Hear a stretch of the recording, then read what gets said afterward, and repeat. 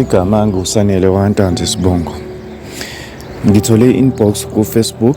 Usisi uthe, "Sawubona bhuti Sanele, unjani? Ngithi ngizoxwayisa labantu laba abangakholelwa emthini, bafethu umuthi ukhona, uyasebenza. It's either uyakholelwa kuwona noma ukholelwa kuwona but ukhona." Ngizwa ngami-ke isitori esenze ekhaya. Benginomalume obesesandane nomalumekazi iminyaka eyela ku-20. Bebengashadile, bengenangane but bethandana. Uma ubona umalume bekufana nokuthi ubona umalumekazi, uma ubona umalumekazi bekufana nokuthi ubona umalume, ngendlela kade sebejwayele ngayo bendawonye. Inkinga iqale ekuthenini umalumekazi avakashe emakhaya. Umalume unencindezi, iminyaka uyayibona iyahamba, umele ethole ingane but abayitholi benomalumekazi. Obeseqala eseshele eceleni kulesikhathi umalumekazi engekho esemakhaya, wabesethola intombi, nangempela intombi yamvakashela. Memvakashela ibe nenhlanhla ikhulelwe intombi. Ithe ingakhulelwa umalume wayengasezwa mshini ngomalumekazi.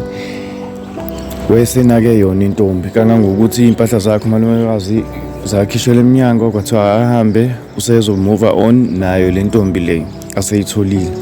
Kwaba buhlungu, sazama ukumbonisa, wathi ngeze kwazi ukuthi usengalahluma ingane yakhe ngomuntu ohlulekayo ukunikeza ingane. Nangempela umalumekazi wahamba,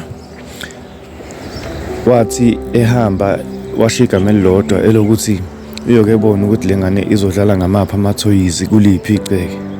Sonke kwasithusa konke-ke lokho ngoba sisingalindele ukuthi sengazakhuluma amagama amabuhlungu kanje ngengane encane. Baqhubekile-ke isisi sakhula kwaze kwaba uyabeletha umalumekazi omusha. Uthe mebeletha ingane inezinyanga, yatholakala umalumekazi omusha eyishile embhedeni ilele.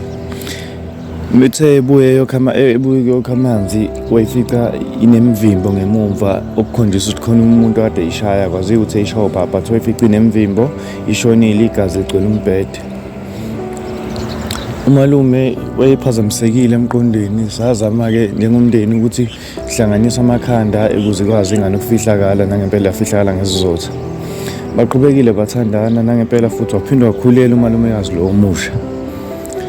Uthe mekhulelwa esegcekeni ecenta, wabona kuqhamuka inyoka, angayazi ukuthi yavela kephi. Yafika yamshaya, ethi uyabaleka, yamshaya, waqhumzeka phansi, kwaqumba isisu, igazi laphuma ngamakhala nangezindlebe nangomlomo. Igazi laphuma kuyena lalimnyama sucu. Okusoleka abaziyo bathi bayasola ukuthi ngazuthi isilwana ethunyelele sona. Nangempela sithe sathuthwa yilokho, wafika nobabwayo umalumekazi lo omusha, ubaba wamalumekazi omusha, ezobona ingane yakhe esezile ukuthi ingane ngathi idlulile emhlabeni, ehlele isehlo kanje. Hayi alisho labalingi laba ukuthi if kuwukuthi isandla somuntu esithathe ingane yakhe, uzothi ngaba nabazobencaba.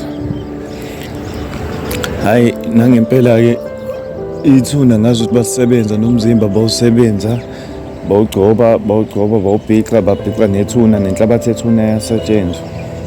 Akuphelanga isikhathi esingakanani, umalumekazi lo omdala uthe epheka wachoka nje ugesi lo wekhati ongabulali, emva kwalokho waqumba. Nokusolakalayo ukuthi iy'nduku zakhe seseyibuyela kuyena back. Bathi befihla nangalaba bebefihla. Umuntu oyesephazamiseke kakhulu umalume ngokuthi namanje ikhanda alisasebenzi kahle. Umqondo uyalahleka, uyakhohlwa, ikhohle na ukuthi